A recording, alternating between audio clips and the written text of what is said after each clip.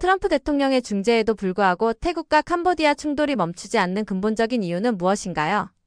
이게 애초에 트럼프가 몇 마디를 한다고 해서 달라질 싸움이 아니었던 거거든요. 이건 100년 자존심 싸움인 거예요. 그러니까 국경에 시한폭탄과 싸우고 있다 이렇게 생각을 하시면 될 것 같습니다. 일단은 이 태국과 캄보디아 충돌을 이해를 하려면 100년 가까이 누적되어 이 앙금을 좀 이해를 해야 하는데요. 지금 군사적인 충돌이 반복되고 있는 지역이 그 프레아 사원 일대 국경 지역입니다. 이 사원이 캄보디아의 조상인 크메르 제국인들이 11세기에 만든 종교 건축물인데요. 크메르 제국은 뭐 아시다시피 9세기부터 15세기까지 그 태국을 포함해서 인도 차이나를 좀 점령을 했던, 지배를 했던 동남아의 패권 국가였습니다. 그런데 이 크메르 제국을 몰락시킨 게 태국의 조상이에요. 아유타야 왕국이라고. 결국에는 지금 태국과 캄보디아의 악감정이 이미 수백 년 전부터 시작이 됐던 겁니다. 그러니까 당연히 지금에 와서도 트럼프 몇 마디로는 중재가 안 되는 굉장히 감정이 골이 깊은 상황인 거죠. 그리고 1907년에 캄보디아를 그 식민 지배했던 프랑스가 지금의 태국하고 국경 협정을 맺는데 이 과정에서 언덕 몇 개를 기준으로 이제 경계를 설정을 했어요. 그때 기준으로 하면 사실 프레아 사원은 태국 땅입니다. 그런데 프랑스가 지도를 제작하는 과정에서 프레아 사원만 캄보디아 영토에 넣어요. 그래서 당시에는 태국이 반발하지 않다가 나중에서야 우리가 점령했던 땅이다 이런 논리로 문제를 제기합니다. 근데 이제 태국 입장도 어느 정도 이해는 되는 게 사원이 해발 500m 이상 절벽에 있었거든요. 근데 그 캄보디아 땅에서는 접근이 어렵고 사원의 정부는 태국 땅에서만 진입이 가능한 상태였어요. 그래서 지금에야 뭐 캄보디아가 절벽에 길을 냈지만 그때 당시에는 태국 땅에서만 접근할 수 있는 사원이었기 때문에 태국 입장에서는 본인들의 권리를 주장할 수밖에 없는 입장이었고, 또 사실 그때는 서구 열강 식민 시대였기 때문에 국경이 좀 수시로 바뀌었거든요. 또 하여튼 그런 과정 속에서 1954년에 캄보디아가 이제 독립을 합니다. 그리고 나서 태국군이 프레아 사원에다가 병력을 투입을 해요. 캄보디아는 1959년에 국제사법재판소에 결국엔 판단을 구하게 되는데요. 재판 결과가 1962년에 나옵니다. 그래서 그 사원에 대한 주권이 캄보디아에 있고 태국군을 철수해야 된다. 그런 판결이었어요. 이런 판결의 결과는 어떤 맥락이었냐면, 그때는 왜 가만히 있다가 이제 와서 권리를 주장하느냐, 당시의 침묵은 어떻게 보면 묵시적으로 승인을 한 거다, 뭐 이런 게 이제 판단의 근거였습니다. 근데 문제는 여기서 끝나지가 않았어요. 사원 자체는 캄보디아 소유라는 점이 분명해졌는데 사원 주변에 어느 구역까지가 판결 대상인지에 대해서 해석이 엇갈리기 시작을 한 겁니다. 이런 또 애매한 판결 때문에 갈등이 다시 시작이 돼요. 이제 시간이 흘러서 2008년쯤 됐을 때 캄보디아가 프레아 사원을 유네스코 세계문화유산으로 등재를 합니다. 이 과정에서 태국하고 캄보디아 간의 갈등이 이제 폭발하게 되는데요. 당시에 태국의 민족주의 단체들이 뭐라고 하냐면 국가 주권을 내주는 행위다, 사원을 내주는 건. 그래서 굉장히 크게 반발을 하고, 여기에 맞서서 또 이제 캄보디아 군중은 태국 대사관에 화염병을 투척을 하는 등 굉장히 좀 크게 문제가 확전이 되는데요. 이후에 이런 갈등이 군사적인 충돌로도 이어져서 2008년부터 2011년까지 소규모로 교전들이 좀 반복이 됩니다. 결국에는 2011년에 캄보디아가 국제사법재판소에다가 다시 중재를 부탁을 해요. 재판소가 이제 2013년에 내놨던 판결은 사원이 있는 그 언덕 전체가 다 캄보디아 영토에 속한다, 이런 취지로 다시 한번 캄보디아의 손을 들어줍니다. 그래서 태국은 이 구역에서 병력을 철수를 해야 했는데요. 이후에도 갈등이 계속되다가 올해도 5월과 7월에 또 갈등이 좀 있었죠. 교전이 좀 크게 있었어요. 특히 7월에는 지금과 마찬가지로 태국 F-16 전투기가 떴고 전차들이 결집을 했고 굉장히 좀 일촉즉발의 상황이었는데요. 민간인 사상자도 많이 나오고, 이런 갈등이 결국에는 배경이 뭐냐, 서구 열강의 그런 무책임했던 식민 지배, 그리고 국제사법재판소의 애매한 판결, 또 태국과 캄보디아 양측의 그런 국내 정치 상황에 맞물려서 이런 구조적인 분쟁이 계속되고 있다. 그래서 트럼프의 그런 말 몇 마디로는 해결이 안 되는 굉장히 좀 해묵은 갈등이다, 이렇게 보시면 되겠습니다. 캄보디아의 해상 보급로 차단까지 검토하고 있는데요. 이 통로가 막힐 경우 전쟁 수행 능력에 어떤 타격이 생기나요? 기름이 끊기면 당연히 탱크도 못 움직이고 뭐 트럭도 못 달리고 발전기, 통신 장비도 멈추게 되겠죠. 이게 우크라이나가 지금 드론으로 계속해서 러시아의 에너지 인프라를 타격을 하는 것과 좀 비슷한 맥락인데요. 전투력을 직접 때리기보다는 전투를 지속시키는 능력을 그런 동력 자체를 흔드는 공격이다. 이렇게 보시면 되겠습니다. 그래서 태국도 이런 지점을 노리고 지금 해상 통제를 검토를 하고 있는 건데요. 14일을 전후해서 이제 태국군이 캄보디아 항구 인근 해역을 고위험 구역으로 볼 수 있다. 이런 취지의 발언을 내놓습니다. 캄보디아로 들어가는 연료 그리고 군사 물자 흐름을 제한하는 방안인데요. 여기서 중요한 건 뭐냐면 그러니까 태국 쪽 설명은 전면 봉쇄는 아니다. 다른 나라 선박 운항에는 이제 지장을 주지 않겠다는 선을 이제 그은 건데요. 대신에 캄보디아로 가는 자국 선박들을 통제를 강화하는 방식으로 점차 압박 수위를 늘려가겠다, 높여가겠다, 뭐 이런 뉘앙스가 강합니다. 근데 이게 차이가 왜 중요하냐면 해상에서 봉쇄는 어떤 국제적으로 파장이 굉장히 큰 단어입니다. 그래서 태국도 수위를 조절을 하면서 실무 통제를 강화하는 쪽으로 방향을 잡은 거고요. 근데 이게 왜 캄보디아에 위협적이냐? 이제 캄보디아는 연료의 상당 부분을 태국에서 수입을 해왔습니다.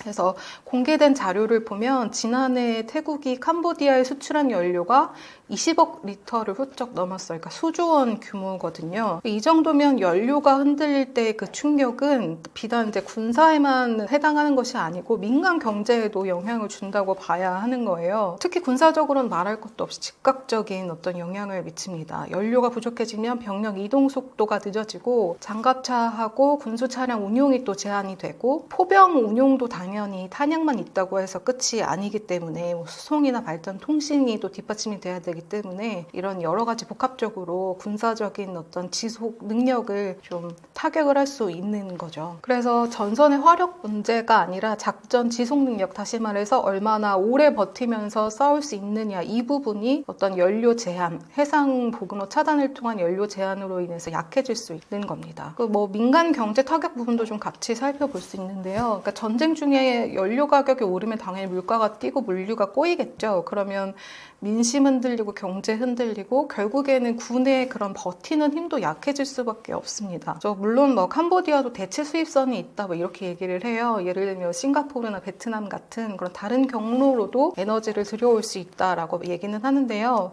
가능은 합니다. 다만 이제 문제는 뭐냐면 공급선을 바꾸는 거는 스위치 켜듯이 뭐 이렇게 되는 일이 아니기 때문에 계약이나 운송이나 보험이나 항만 처리, 뭐 국내 유통망을 또 다시 맞추는 일부터 굉장히 번거롭고 시간이 오래 걸리는 작업인 거죠. 단기적으로는 캄보디아가 비용 상승, 뭐 물류 재편 부담, 뭐 이런 일정 수준의 혼란을 좀 막을 수는 없다, 불가피하다 이렇게 볼 수 있겠습니다. 그래서 태국도 이걸 잘 알기 때문에 해상 통제를 뭐 전면적으로 하기보다는 점차적으로 캄보디아의 전쟁 지속 능력을 좀 압박을 하려는 게 아닌가, 이런 수단의 하나가 아닌가라고 볼 수 있습니다. 캄보디아 항만 인근 해역을 고위험 지역으로 지정하는 조치는 국제사회나 주변 국가의 마찰로 이어질 가능성은 없나요? 잠시 말씀드렸던 것 같기도 한데요. 바다에 고위험 딱지가 붙는 순간 이거는 군사 문제를 넘어서서 돈 문제가 되거든요. 보험료, 뭐 운항 경로, 입출항 절차, 납기 같은 게 이제 좀 흔들리기 때문에요. 전쟁은 국경에서 시작했다 하더라도 결국에는 이 비용 문제, 돈 문제가 바다를 타고 퍼집니다. 그래서 일단 지금 사실관계들을 좀 정리를 좀 해보면 태국은 캄보디아 항구 인근 해역을 고위험 구역으로 분류를 해서 경고하는 방안을 공개적으로 거론을 해왔습니다. 근데 태국 쪽 설명의 핵심은 이거예요. 전면적인 통제는 아니다. 국제 선적에 즉각적으로 영향을 주려는 게 아니다.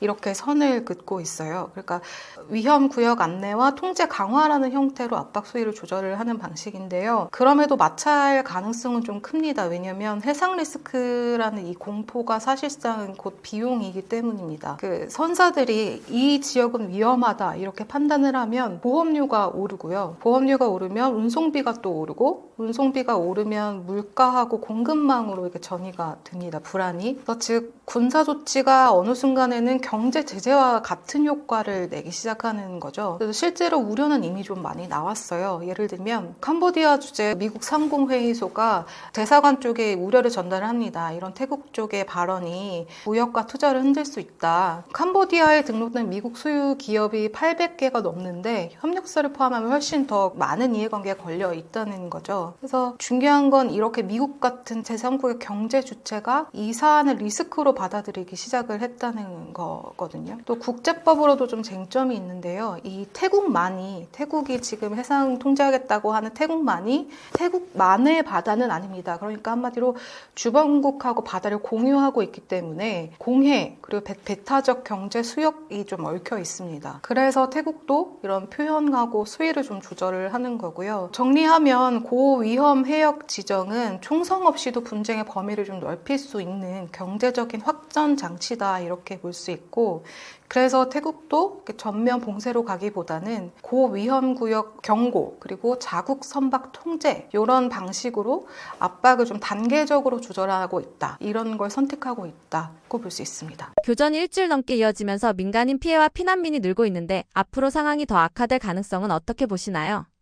전쟁이 진짜 위험해졌다 이런 신호는 딱 하나거든요. 피난민이 늘기 시작할 때예요. 지금 12월 중순이니까요. 현재 기준으로 살펴보면 이번 충돌로 인한 사망자가 40명 이상이고요. 피난민은 50만 명을 넘는 수준까지 거론이 되고 있습니다. 근데 숫자가 이렇게 커졌다는 거는 이제 단기간에 끝날 국지 충돌에서 인도주의적 위기가 동반되는 단계로 넘어갔다 이런 의미라고 볼 수 있거든요. 그리고 여기서 더 위험한 신호가 하나 있습니다. 국제 여론전이 격화되고 있다는 겁니다. 이게 전장에서만 싸우는 게 아니라 온라인에서 누가 범죄를 저질렀는가, 누가 가해자인가를 놓고 싸움이 붙기 시작을 했고, 이건 뭘 의미하냐면 양쪽 모두 외부 시선 그리고 국제 반응을 계산하기 시작했다는 뜻인 거거든요. 이 단계로 들어가면 짧게 끝나지 않을 가능성이 커집니다. 그래서 지금 또 하나 민감한 쟁점으로 대두되고 있는 게, 캄보디아는 태국군이 독가스, 그러니까 유독물질, 화학물질을 사용했다라고 주장을 하고 있거든요. 12월 15일 하고 16일 사이에 태국군이 캄보디아 측에 드론이나 항공기를 통해서 유독물질을 살포했다라는 게 지금 캄보디아의 주장입니다. 그래서 현지 보도를 보면 실려온 병사들이 호흡기 증상을 호소했다 이런 보도가 있어요. 여기서 이제 핵심은 물론 이 주장에는 독립적으로 어떤 검증이 없었어요. 그래서 국제기구에 정식으로 이 문제를 제기하거나 구체적인 증거를 제시하지 않았고, 현지 의료진도 원인을 단정을 하려면 추가 검사가 필요하다 이런 취지로 얘기를 합니다. 결국에는 주장은 강하지만 확인된 사실로 말하기에는 아직 근거가 부족한 단계인 거죠. 대신에 이제 이게 왜 중요하냐면 캄보디아와 태국의 갈등이 정보전으로 치닫기 시작했다, 정보전으로 전개되기 시작했다라는 점이 확인이 됐다는 지점이기 때문에 중요하고요. 물론 이제 7월 분쟁에서도 태국이 비슷한 주장을 반복을 했었어요. 당시에도 이제 팩트 체크를 살펴보면 거짓 주장인 것으로 이제 확인이 됐는데요. 어쨌든 이런 국제 여론전 강화가 결국 무엇을 의미하느냐, 전장 상황이 혼탁해질수록 진짜 피해 그리고 부풀려진 증거가 같이 섞여 들어가면서 이런 혼란한 정보 싸움이 결국에는 분쟁을 좀 장기화시키는 하나의 연료가 될 수 있거든요. 그래서 결국 지금 국면은 전선이 좀 넓어지고 또 명분 싸움이 시작된 단계다 이렇게 볼 수 있고, 그래서 더더욱 단기간 종결보다는 이런 충돌의 강도, 파장이 좀 오르락내리락 하면서 분쟁이 길어질 위험이 있다 이렇게 볼 수 있습니다. 태국 캄보디아 전쟁의 주변 나라들의 현재 반응은 어떤가요? 국제사회 반응을 요약하면 딱 하나거든요. 그러니까 누가 오르냐보다는 우리는 확전을 막는 게 중요하다. 이게 국제사회의 가장 큰 틀입니다. 일단 미국은 트럼프 대통령이 12일에 태국하고 캄보디아가 사격을 멈추기로 합의했다 이렇게 공개 발언을 했는데요. 문제는 태국이 곧바로 부정을 했어요. 그런 휴전 합의는 없었다는 취지로 선을 그었습니다. 그러니까 미국이 휴전 합의를 얘기했는데 정작 당사국의 한쪽이 공개적으로 부인을 한 거죠. 캄보디아도 트럼프 발언을 공식 확인하기보다는 평화 노력에 대한 감사 정도 메시지에 좀 그친 것으로 일단 정리가 됩니다. 그래서 이런 내용들 종합을 하면 가뜩이나 관리해야 될 분쟁이 많은 트럼프 입장에서는 10월보다 조금 더 강한 고강도 관세 압박을 할 수도 있는 상황인 거죠. 그리고 아세안 같은 경우에는 지금 의장국인 말레이시아가 중재 역할을 하고 있거든요. 16일에 원래 아세안 외교장관 특별회의가 예정돼 있었는데 22일로 연기가 된 상황이에요. 근데 이게 좀 중요한 신호입니다. 아세안이 강제력이 있는 그런 군사 개입 기구는 아니지만 영내 분쟁이 커질수록 있도록 최소한의 협의 틀을 유지하려고 하는데요. 이게 지금 회의가 또 연기됐다는 건 그만큼 정치적으로 조율이 쉽지 않다, 이런 현실을 좀 드러냅니다. 아세안은 애초에 비간섭 원칙을 가지고 있기 때문에 회원 간의 어떤 무력 충돌이 발생을 하면 이 집단적으로 행동하는 게 좀 구조적으로 어렵습니다. 결국에는 지금 이번 갈등을 통해서 아세안의 분쟁 관리 능력이 시험대에 올랐다, 이렇게 볼 수가 있고요. 중국의 메시지는 좀 비교적 일관됩니다. 중국은 캄보디아하고 관계가 가깝고 동시에 영내의 그런 안정이 흔들리게 되면 중국에도 부담이 크기 때문에 공개적으로는 중립적인 조정자 톤을 유지를 하고 있는 모양새고요. 유엔도 같은 방향입니다. 유엔 사무총장은 이미 또 자제해라, 대화하라, 이런 촉구하는 성명을 냈는데, 종합을 해보면 국제사회의 핵심 메시지는 어떤 응징, 편가르기 이런 것보다 긴장 완화에 맞춰져 있는 거죠. 확전만은 막아야 한다. 태국과 캄보디아 사이의 갈등이 하루 이틀 문제가 아니기 때문에 이게 단번에 해결될 사안이 아니라는 거를 국제사회도 알고 있거든요. 그렇기 때문에 최대한 충돌이 재발하지 않도록 이런 휴전의 틀을 좀 유지하고 감시하는 그런 관리형 분쟁으로 국제사회는 의식을 하고 반응을 하고 있다, 정리할 수 있겠습니다. 이번 시리아 미군 피격 사건은 어떤 상황에서 발생한 것이며 피해 규모는 어느 정도인가요? 이번 사건이 12월 13일에 시리아 중부 팔미라에서 발생을 했습니다. 미국과 시리아 정부군이 함께 야전 정찰 임무를 수행하다가 일어난 일인데요. 미국 중부사령부에 따르면 이들이 IS 격퇴 그리고 대테러 작전 지원을 위해서 주요 지도자들을 접촉하는 임무를 수행 중이었다고 합니다. 여기서 중요한 건 미군과 시리아 정부군이 함께 작전을 수행했다는 지점인데요. 이게 과거의 그런 아사드 정권 시절에는 상상할 수 없었던 장면입니다. 사실 지난해 12월에 아사드 정권이 몰락을 하고 이슬람 반군 단체 ATS 주도의 과도 정부가 들어섰거든요. 그 이후에 미국과 시리아가 관계를 좀 급속도로 개선을 해왔어요. 알샤라 시리아 대통령이 11월에 트럼프와 워싱턴에서 회담을 한 것도 그 연장선이었고요. 그러니까 이번 사건은 미국과 시리아의 관계 개선의 어떤 관계 정상화의 상징적인 장면, 연합 작전 중에 발생했다는 점에서 좀 상당히 좀 중요합니다. 피해의 규모를 보면 사망자는 총 3명인데요. 미군 병사 2명 그리고 민간인 통역사 1명이 이제 사망을 했습니다. 이 숫자가 왜 중요하냐면 아사드 정권 몰락하고 나서 발생한 어떤 첫 미국 측 사상자이기 때문인데요. 미국이 시리아에서 IS 격퇴 작전을 한 지가 10년이 넘었는데 어떤 이 새 정권과의 협력 국면에서 이런 일이 벌어진 거는 상징적으로 의미가 큽니다. 이번 사건의 공격 방식도 좀 주목되는데 IS 소속 무장 괴한 1명이 매복 공격을 감행을 했어요. 충격이었죠. 공격자는 현장에서 즉각 사살이 됐고 부상자들은 미군 헬기로 긴급 이송이 됐습니다. 사건 발생 지역을 좀 살펴보면요. 팔미라가 위치한 바디아 사막 일대가 IS 잔당들이 여전히 좀 숨어서 활동을 하는 지역이에요. 2019년에 칼리프 국가가 공식적으로 이제 붕괴를 한 이후에도 IS 잔당 일부가 시리아와 이라크 사막에 숨어들어서 명맥을 유지를 하고 있는데요. 그래서 이제 미군 주도의 국제 동맹군도 이 지역에서 이제 IS 소탕 작전을 계속하고 있는 거고요. 이번 사건에 대해서 일단 IS가 배후를 자처하기는 했습니다. 그래서 이런 일련의 상황들이다 정리할 수 있습니다. 미군과 함께 작전 중이던 민간인 통역사까지 숨진 점을 보면 미군의 시리아 내 작전 환경이 예전보다 더 위험해졌다고 봐야 하나요? 예전보다 위험해졌다라기보다는요, 위험의 성격이 좀 달라졌다, 이렇게 보는 게 정확할 것 같습니다. 아사드 정권 시절로 좀 돌아가 보면요, 그때는 시리아 정부하고 이제 외교 관계가 없었어요. 미군은 주로 이제 쿠르드 민병대인 시리아 민주군하고 협력을 해서 IS 소탕 작전을 좀 벌였고, 시리아 정부군하고 직접 접촉하지는 않았습니다. 미군 기지도 이제 시리아 동북부 쪽에 좀 한정이 돼 있었고요. 그래서 그때는 적대적인 환경이 좀 명확했어요. 시리아 정부, 러시아군, 이란 혁명수비대, IS. 그래서 누가 적인지가 좀 분명했죠. 근데 지금은 상황이 좀 복잡해졌습니다. HTS 주도의 그런 과도 정부가 들어서면서 미국과 시리아는 관계를 정상화하고 있단 말이죠. 그러니까 알샤라 대통령이 백악관에 방문을 했고, 또 미군과 시리아 정부군이 연합작전을 벌이고 있고요. 그래서 표면적으로는 좀 협력하는 국면이에요. 근데 문제는 이제 시리아 내부적으로 전체적으로 통합되지 않은 무장 세력들이 좀 산재해 있다는 점입니다. 14년에 걸친 어떤 내전 기간 동안 세력을 키운 여러 이제 무장 단체들이 과도 정부에 아직 완전하게 통합이 되지 않았어요. 그래서 지역 종파에 따른 갈등도 이제 여전하고요. 그래서 이번에 그 미군 사망 그리고 민간인 통역사 사망이 보여주는 거는 어떤 이런 갈등들을 좀 보여준다 평가할 수 있겠습니다. 그리고 또 하나는 과거 IS 전성기 때 미군 사상자는 주로 전투 작전 중에 발생을 했어요. 그런 어떤 바그다디 사살 작전 같은 건데요. 근데 이번에는 연합군하고 함께하는 정찰 임무 중에 그것도 동맹 측 병사에 의해서, 그러니까 시리아 측 병사에 의해서 공격을 당한 거니까 내부의 적 문제가 부각이 됐습니다. 이게 공격자가 시리아 내무부 산하의 보안군 소속이었거든요. 신원 조사 과정에서 IS 연계 혐의가 포착이 돼서 해고 직전이었는데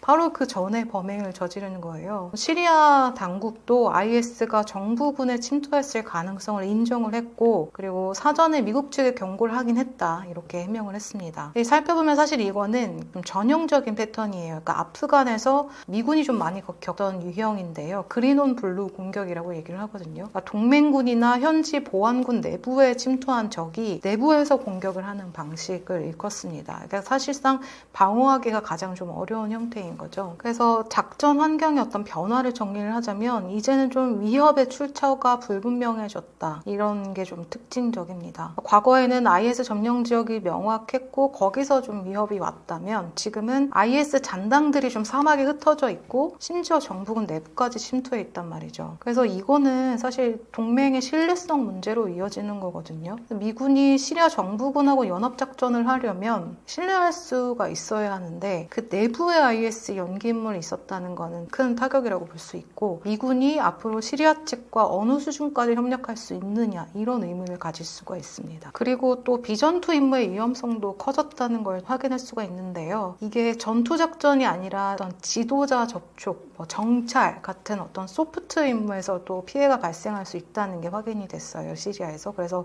더 위험해진 거냐 작전 환경이 질문으로 돌아가 보면 단순히 위험 수준이 커졌다기보다는 위험의 예측 가능성이 낮아졌다 이렇게 보는 게 좋을 것 같습니다. 과거에는 어디가 위험한지 알았지만 동맹 내부에서도 위협이 나올 수 있다는 게 확인이 된 거니까요. 이거는 미군의 작전 계획 전체를 좀 재검토해야 하는 문제라고 볼 수 있겠습니다. 공격을 한 인물이 IS 소속이면서도 원래 시리아 정부군 출신이었다는 점이 특히 주목되는데 이게 지금 시리아 내부가 얼마나 혼란스러운지를 보여주는 사례라고 볼 수 있나요?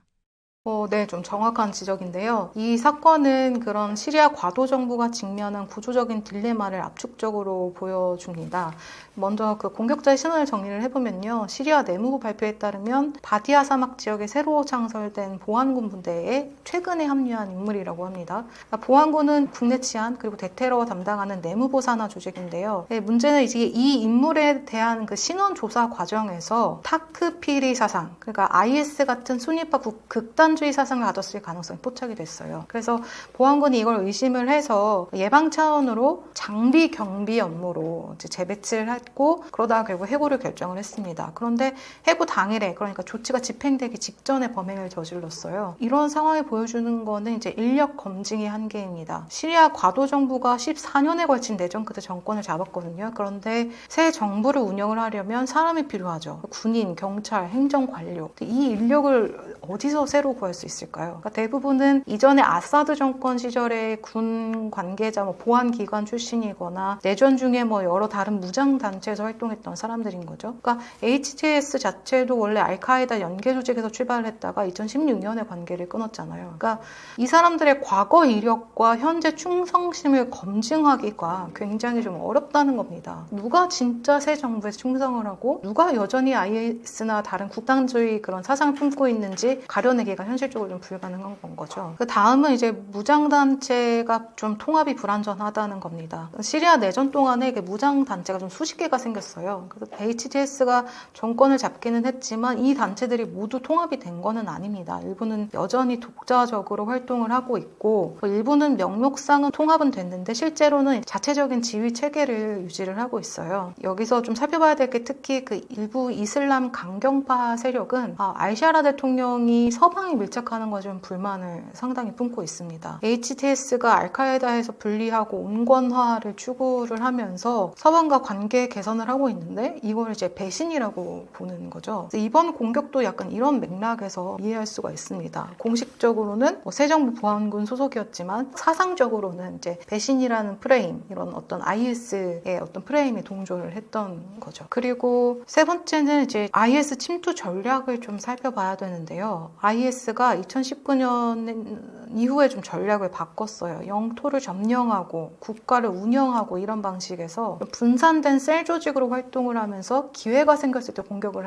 하는 방식으로 바꿨거든요. 특히 이제 좀 이제 상황이 좀 혼란할 때, 정치 상황이 혼란할 때 정부 기관에 침투를 하는 전략을 쓰고 있습니다. 시리아 내무부도 IS가 정보를 빼내기 위해서 정부군에 침투했을 가능성을 조사를 하다가 이번 공격자를 발견을 했거든요. 이 사람만의 문제가 아니라 조직적으로 어떤 침투 시도가 있었다는 거죠. 그러니까 어떻게 보면 시리아 당국의 어떤 아직 혼란한 상황을 보여준다라고 볼 수 있겠습니다. 사실 이게 좀 딜레마이기도 한데요. 시리아 내무부 대변인이 공격자는 고위직도 아니었다, 뭐 사령관과 아무 관계가 없다 선을 그었거든요. 근데 이게 어떻게 보면 책임 회피이자 동시에 자기 한계를 인정하는 발언인 거예요. 우리가 경고는 했지만 다 통제할 수는 없다, 이 메시지가 담긴 거거든요. 실제로 시리아 과도정부 통제력이 좀 지역별로 천차만별입니다. 그러니까 수도 다마스쿠스 그리고 주요 도시는 어느 정도 이제 좀 장악을 했는데 외곽 지역은 사실상 IS 잔당 그리고 다른 무장 세력이 활동하는 회색지대거든요. 그래서 결론적으로 이 사건이 보여주는 걸 정리를 해보면 시리아 과도정부가 그러니까 외부적으로는 미국과 협력을 해서 정당성을 확보하려고 하고, 그렇지만 내부적으로 는 아직 통합되지 않은 무장 세력 그리고 극단주의의 그런 침투 문제를 안고 있다. 이런 두 과제가 정면으로 충돌을 한 게 이번 사건이다 정리를 할 수 있겠습니다. 그래서 겉으로는 좀 안정화된 것처럼 보이지만 속으로는 여전히 내전의 후유증이 좀 굶고 있다고 볼 수 있겠죠. 트럼프 대통령이 이번 사건에 대해 강력한 보복을 예고했는데 실제로 어떤 수준의 대응이 나올 가능성이 있나요? 실제로 어떤 대응이 나올까, 그러니까 몇 가지 좀 시나리오를 살펴보면요. 일단 트럼프 대통령이 13일에 뭐라고 얘기를 했냐면 매우 강력한 보복이 있을 것이다 라고 얘기를 했고요. 14일에는 이 일을 저지른 사람에게 큰 피해가 있을 것이다 이렇게 재차 경고를 했습니다. 그리고 15일에는 IS와 연관돼 있다, 강한 타격을 받을 것이다 이렇게 예고를 했는데요.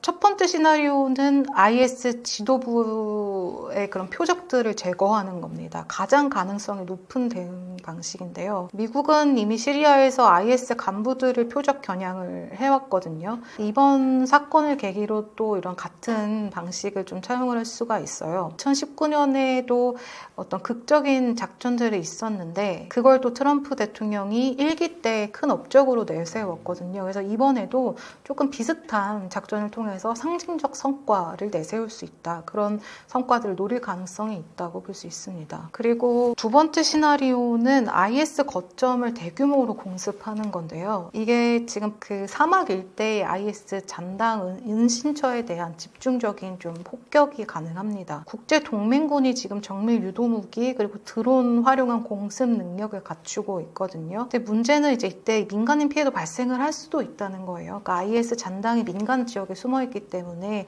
그런 피해도 이루어질 수 있다. 민간인 피해도 나올 수 있다. 다만 이제 트럼프 대통령이 일기 때 민간인 피해 최소화라는 규정을 좀 완화한 적이 있어서 뭐 이런 공격적인 작전을 승인할 가능성이 아주 없지는 않다. 이렇게 평가합니다. 그리고 세 번째 시나리오는 특수부대가 이제 지상 작전을 할 가능성인데요. 그런 어떤 소규모 특수부대를 투입을 해서 IS의 그런 셀 조직들을 직접적으로 소탕을 하는 작전이에요. 뭐 델타포스, 네이비스릴 같은 정예 부대도 투입이 될 수가 있겠죠. 이거 효과는 크지만 위험도가 좀 높습니다. 또 미군 사상자, 추가 사상자 위험도 있고요. 그래서 좀 정치적으로 민감한 시나리오라서 현실적인 가능성은 현재로서는 좀 떨어진다. 이렇게 볼 수 있겠습니다. 다음은 시리아 정부와 협력 강화인데요. 트럼프 대통령이 강력하게 경고를 하면서도 15일에 시리아 대통령을 여전히 신뢰한다. 이번 일은 그와 무관하다. 이렇게 명확하게 얘기를 했어요. 알샤라 대통령을 좀 두둔을 한 건데요. 이거는 이제 이게 시리아 과도 정부와의 관계는 유지를 하겠다는 신호, 보복의 대상은 IS로 한정하겠다는 신호로 풀이를 할 수가 있거든요. 또 마크 루비오 국무장관도 시리아 외무장관하고 통화를 하면서 IS라는 공동 위협을 파괴하겠다라는 약속을 재확인을 했습니다. 그래서 어떻게 보면 이번 사건을 계기로 미국과 시리아 연합의 어떤 대테러 작전이 오히려 강화가 될 수 있다고 볼 수 있습니다. 물론 이제 제약 요인도 있기는 합니다. 일단은 트럼프 대통령이 추구하는 중동 개입 최소화 기조하고 좀 충돌을 합니다. 트럼프는 중동에서 미군 역할을 줄이겠다는 입장이거든요. 근데 대규모 어떤 보복 작전은 이런 것과 좀 배치가 되는 부분이라서 오히려 미군의 중동 개입을 확대하는 결과를 낳을 수가 있어요. 그리고 또 시리아 내 다른 행위자들과의 관계가 또 좀 민감합니다. 러시아군, 이란 혁명수비대, 터키군이 시리아에 있거든요. 그래서 대규모 작전을 벌이면 이들과의 우발적 충돌 위험도 분명히 존재를 한다. 이 부분도 또 어떤 제약 요인이라고 볼 수 있겠습니다. 그리고 아까 말씀드렸다시피 IS가 좀 더 이상 영토를 가진 국가가 아니라 흩어진 셀 조직으로 활동을 하고 있는데 명확한 표적을 특정하기가 어렵다는 점이거든요. 그래서 가장 가능성이 큰 시나리오는 단기적으로는 IS 고위급 지도자 한두 명에 대한 그런 표적 제거 작전이 나올 가능성이 크고요. 이게 상징적이면서도 어떻게 보면 정치적 위험은 가장 낮은 대응이니까요. 또 나아가서 중기적으로는 그러니까 미국과 시리아의 어떤 연합 대테러 작전의 강화가 가능하다. 그래서 시리아 정부군은 이제 내부 검증을 조금 강화하고 IS 잔당을 소탕하는 작전을 확대하는 방향으로 나아갈 수 있다. 볼 수 있겠습니다. 그리고 또 하나 좀 지켜봐야 될 점은 트럼프 대통령이 아시다시피 굉장히 극적인 성과를 좋아하는 스타일이잖아요. 그래서 과거 일기 때와 같은 어떤 빅뉴스가 될 만한 작전을 준비할 가능성은 존재한다고 전망합니다. 이번 사건이 향후 미국의 시리아 주둔 전략이나 중동 정책 전반에 어떤 영향을 줄 수 있을지 기자님은 어떻게 보시나요? 이 질문에 답을 하려면 그 트럼프 행정부의 중동 전략 기조를 짚어야 되는데요. 트럼프 중동 구상은 개입 최소화입니다. 이건 뭐 중동뿐만이 아니라 우크라이나에도 뭐 해당되는 얘기고요. 그 트럼프 대통령이 가자 지구 종전하고 그리고 중동 전반에 좀 긴장을 완화를 해서 미군 개입을 최소화하겠다는 입장이에요. 이라크와 아프간 전쟁의 교훈, 그러니까 중동에 한번 발을 담그면 빼기가 어렵다는 인식이 여기 밑에 깔려 있는 거거든요. 시리아 정책도 이런 기조의 연장선이라고 볼 수 있습니다. 아사드 정권이 몰락을 하고 이제 새 정부와 관계를 개선을 하고 또 IS 소탕이라는 어떤 핵심 목표만 달성을 하면 점진적으로 발을 빼겠다는 계산인 거죠. 근데 이번 사건 때문에 좀 계산이 복잡해졌어요. 미군의 안전 문제가 정치적인 이슈로 좀 부상을 한 겁니다. 미군 2명이 사망을 했잖아요. 그럼 미국 국내에서는 왜 미군이 시리아에 있어야 하느냐, 철수해야 되는 거 아니냐, 이런 목소리가 나올 수가 있습니다. 물론 반대로 IS 위협이 여전하니까 더 강력하게 대응해야 한다는 목소리도 나올 수는 있지만 이게 지금 내년에 그 중간 선거를 앞두고 어느 쪽이든 그런 시리아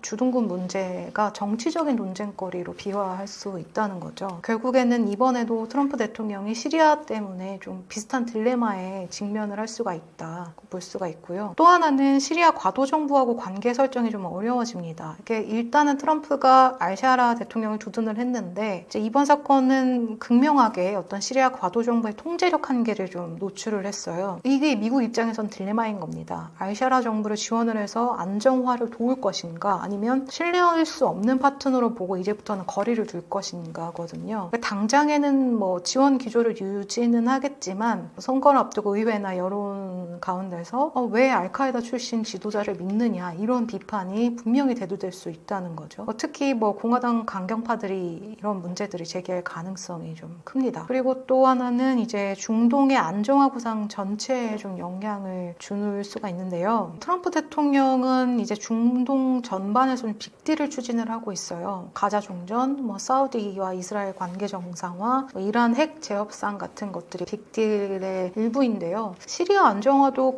이런 그림의 일부였거든요. 근데 시리아가 다시 불안정해지면 IS가 다시 세력을 키울 수가 수가 있고, 이거는 주변 지역으로 파급이 됩니다. 중동 전체 안정화라는 트럼프의 구상에 구멍이 생기는 거죠. 그리고 또 하나는 뭐 이란, 터키, 러시아 같은 그런 이해관계가 충돌한다는 거예요. 미국이 이번 사건을 어떻게 대응할지를 이들이 지켜보고 있습니다. 특히 이란이 미국이 시리아에서 발을 빼면 자기 영향력을 확대할 기회로 볼 수가 있다는 점이 가장 중요한 지점인데요. 물론 또 반대로 미국이 강하게 또 대응을 하면 긴장이 고조가 될 수가 있어요. 그래서 결국에는 단기적으로 큰 변화는 없을 거다. 트럼프가 알샤라 정부와 관계를 유지하겠다고 명확히 얘기를 했고, 또 IS 보복에 집중하겠다고 했으니까 당분간은 시리아 주둔 그 미군의 규모도 유지될 가능성은 큽니다. 중기적으로는 또 두 가지 방향이 있을 수는 있어요. 하나는 연합작전 강화 후에 점진적으로 역할을 축소하는 거거든요. 그러니까 IS 잔당을 소탕을 하고 시리아 정부군이 자체적으로 대테러 역량을 갖추면 미군이 빠지는 그런 시나리오가 중기적으로 가능한 하나의 시나리오고, 또 하나는 이제 IS의 위협이 지속돼서 결국엔 주둔이 장기화하는 방향입니다. 이게 뭐 아직까지는 좀 불분명하지만 IS가 계속해서 좀 공격을 확대하고 시리아 정부가 계속해서 통제력을 갖추지 못하면 미군이 빠지기가 좀 어려워지는 거죠. 그래서 결론적으로 이번 사건은 트럼프한테 좀 중동 딜레마를 다시 상기를 시켰다, 이렇게 볼 수가 있습니다. 개입은 줄이고 싶은데 미군이 공격을 당하면 또 가만히 있을 수는 없고, 또 보복을 하면 더 깊이 개입하게 되는 그런 이 악순환에서 어떻게 빠져나올 것인가가 트럼프 2기의 중동 정책 핵심 과제가 될 거다, 이렇게 평가합니다. 태국과 캄보디아의 국력 차이가 큰데도 캄보디아가 태국과 정면 충돌에 나선 근본적인 이유는 무엇인가요?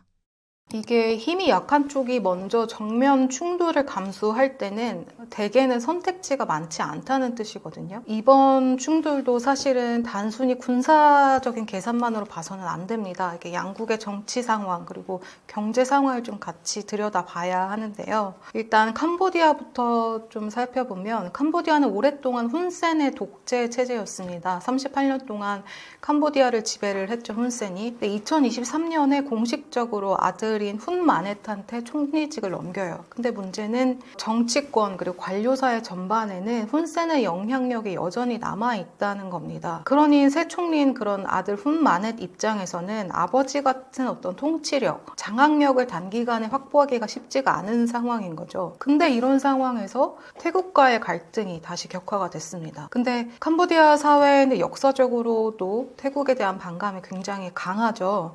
실제로 그 캄보디아 교민의 얘기를 들어보니까요, 태국이라는 말만 들어도 이를 바득바득할 정도다라고 하더라고요. 그러면 훈 마넷 입장에서는 내부 결속이 필요한 시점에 외부 갈등에 강경하게 대응을 하는 게 정치적으로 어떻게 보면 가장 즉각적인 카드가 되는 겁니다. 그러니까 군사적인 승산보다는 국내의 통치 안정 그리고 권위 확보가 우선된 선택이다. 그렇기 때문에 이런 위험을 감수하고라도 태국과의 정면 충돌을 이어나가고 있는 것이다, 이렇게 해석을 할 수 있겠습니다. 근데 정치 상황만 있는 건 아니고요. 경제 상황도 좀 상당히 영향을 미쳤다고 저는 생각을 하는데요. 최근에 그 아시아개발은행이 캄보디아 성장률 전망을 하향 조정을 했습니다. 여기에 캄보디아 경제의 핵심이 의류 그리고 신발 산업인데요. 이게 미국의 고율 관세 압박에 노출이 돼 있어요. 그러니까 나이키, 아디다스 같은 글로벌 브랜드의 생산 기지인데 그게 오히려 리스크가 된 겁니다. 그리고 가장 큰 문제는 지금 미국이 캄보디아를 거점으로 한 온라인 사기 범죄에 대해서 단속과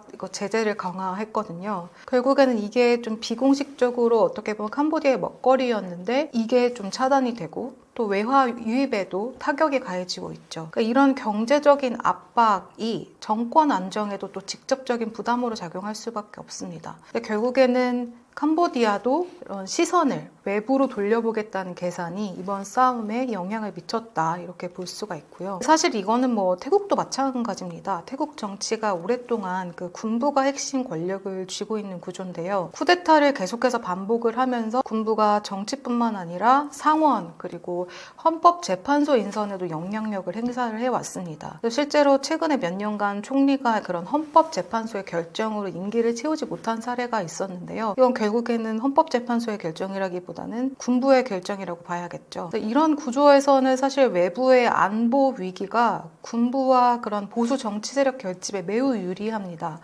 그러니까 국경에서 충돌이 발생을 하면 정부는 안보 수호를 내세워서 지지층을 묶을 수가 있는 거고 정치적인 책임 논쟁은 이제 뒤로 밀리게 되는 거죠. 실제로 최근에 태국은 대홍수 대응 논란에 휩싸였고요. 경제적인 불안 그리고 스캠 범죄 조직과 내각의 유착성 때문에 정부의 신뢰도가 좀 떨어지는 상황이었습니다. 최근에 그 아누틴 정부 지지율을 보면 48%에서 23%로 반토막이 났거든요. 이런 문제가 있었다. 이런 시점에서 캄보디아하고 교전이 발생을 하면서 태국 국내 정치의 초점이 빠르게 안보 그리고 민족주의 이슈로 이동을 했습니다. 그리고 교전이 시작된 지 며칠 지나지 않아서 태국 선관위가 오는 2월에 총선을 치르겠다 이렇게 공식 발표를 하는데요. 그 묘하게 맞물린 이 타이밍이 많은 전문가들이 주목하는 지점이고요. 그러니까 결국에는 태국 역시 지금 국내 정치 상황을 봤을 때 이 캄보디아와의 충돌이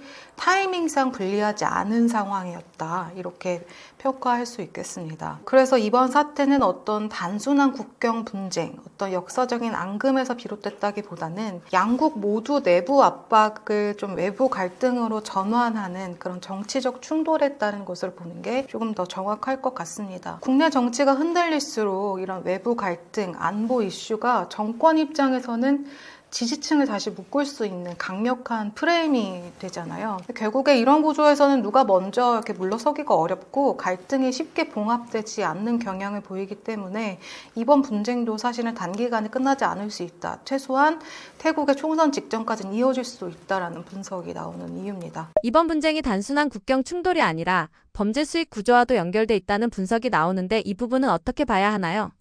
이번에 그 태국군이 F-16 전투기를 폭격한 캄보디아 로열힐 카지노라고 있잖아요. 거기가 림헝이라는 캄보디아 상공회의소 부총재 소유입니다. 그럼 림헝은 누구냐? 취재해보니까 훈센 가문의 쩐주예요. 쉽게 말하자면. 이번 태국 캄보디아 충돌의 큰 줄기 중 하나가 캄보디아의 카지노 범죄단지 스캠 사기 문제입니다. 캄보디아 훈센 가문한테 카지노는 그야말로 마르지 않는 돈줄이거든요. 근데 이 돈줄이 지금 흔들리기 시작한 거예요. 이게 태국과의 정면 충돌을 불사하는 또 하나의 이유입니다. 캄보디아 카지노 사업이 1990년대 후반에 국가의 새로운 먹거리, 이 관광 산업과 함께 좀 부흥하기 시작했는데요. 캄보디아가 국경을 개방을 하고 카지노 단지를 좀 본격적으로 형성을 하기 시작합니다. 캄보디아가 북쪽으로는 라오스, 또 서쪽으로는 태국, 동쪽으로는 베트남 국경하고 맞닿아 있는데 라오스는 경제력이 떨어지고 태국 관광객이 좀 사행성이 강하다 보니까 말하자면 태국 관광객을 상대로 캄보디아가 호객행위를 하기 시작해요.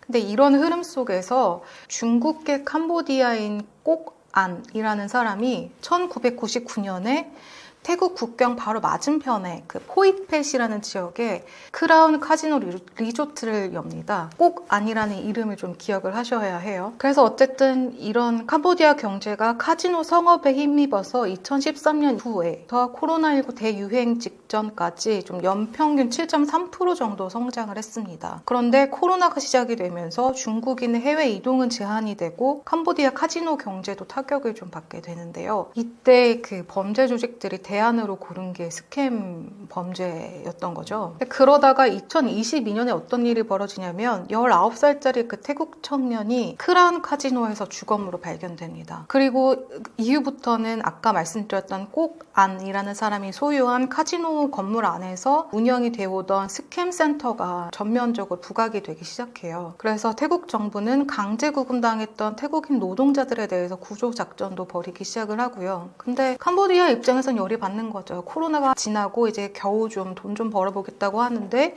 태국이 쳐들어오니까요. 이거는 영토 침해다, 주권 침해다 이렇게 반발을 합니다. 그러다가 이제 스캠 범죄에 대한 논란이 6월 달에 한 번 더 불거지는데요. 이때 무슨 일이 있었냐면 그 아버지 훈센이 탁신 총리 막내딸, 그러니까 태국 전 총리죠. 패통탄 친나왓과의 통화를 폭로하면서 이 캄보디아 국경지대 스캠 범죄에 대한 논란이 재점화가 됩니다. 그래서 패통탄은 좀 국경 분쟁을 해결하려고 말하자면 훈센 삼촌한테, 그만큼 친밀한 훈센 삼촌한테 전화를 하는데 이 삼촌이 통화 녹취록을 뿌려버려요. 그러면 태국 군부 입장 입장에선 태국 군부에 대한 패통탄 총리의 통화 내용이 유출이 되니까 태국 군부는 헌법재판소를 동원해서 패통탄을 잘라버립니다. 그래도 훈센은 태국이 스캔 범죄 진압을 빌미로 해서 캄보디아 영토를 침범을 했고 또 주권을 침해하고 있기 때문에 통화 내용을 부득이하게 공개할 수밖에 없었다는 입장이었던 건데요. 이런 훈센의 배신 때문에 패통탄의 아버지인 탁신 친나와시, 훈센하고 가까운 그 캄보디아 거물들이 태국인을 겨냥한 그런 카지노, 스캠 사업을 장악하고 있다 이렇게 폭로를 합니다. 그래서 실제로 태국 사이버 범죄 수사대가 이제 수사한 바에 따르면 태국인 스캠 범죄 연루자하고 희생자의 80%가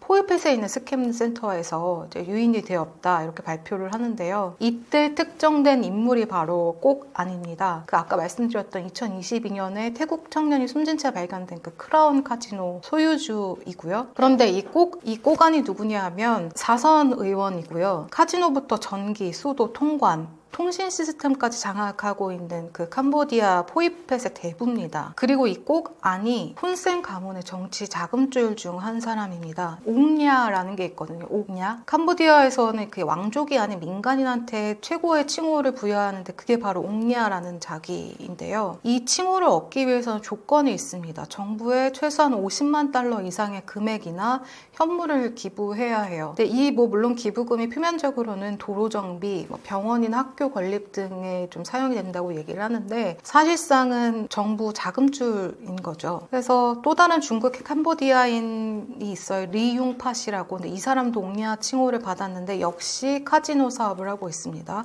그리고 특히 이 사람은 사이버 사기, 인신매매에 연루가 되어서 미국 재무부 제재 대상에도 올랐고요. 그리고 앞서 말씀드린 꼭안이라는 사람과 또 사돈지간이기도 합니다. 이 밖에도 아버지 훈센의 사촌 훈또라는 사람이 있는데 이 사람 역시 후위원 그룹이라는 곳의 대주주인데 이 그룹이 어떤 역할을 했냐면 캄보디아 온라인 사기 수익금을 자금 세탁하는 그런 역할을 했던 거죠. 결국엔 종합해서 얘기를 하면 캄보디아 카지노를 거점으로 한 그 스캠 사기의 최정점에 훈센 가문이 있다 이렇게 얘기를 해도 과언이 아니라고 볼 수 있습니다. 그래서 이번에 태국군이 F-16 전투기로 캄보디아 로열힐 카지노를 폭격을 했는데요. 여기도 마찬가지로 훈센 가문 돈줄입니다. 결국에는 태국군이 표면적으로는 그런 카지노 간판을 단 군사 목표물을 공격한 거라고 얘기를 했으나 사실상은 태국군이 훈센 가문의 돈줄을 위협을 한 거죠. 그렇기 때문에 캄보디아도 훈센 가문도 역시 질게 뻔한 싸움일지라도 태국과 계속해서 싸움을 피할 수만은 없는 거죠. 왜냐하면 금고를 지켜야 하니까요. 그런 맥락이 있습니다. 전체적으로 봤을 때 태국과 캄보디아의 군사력 격차는 어느 정도인가요?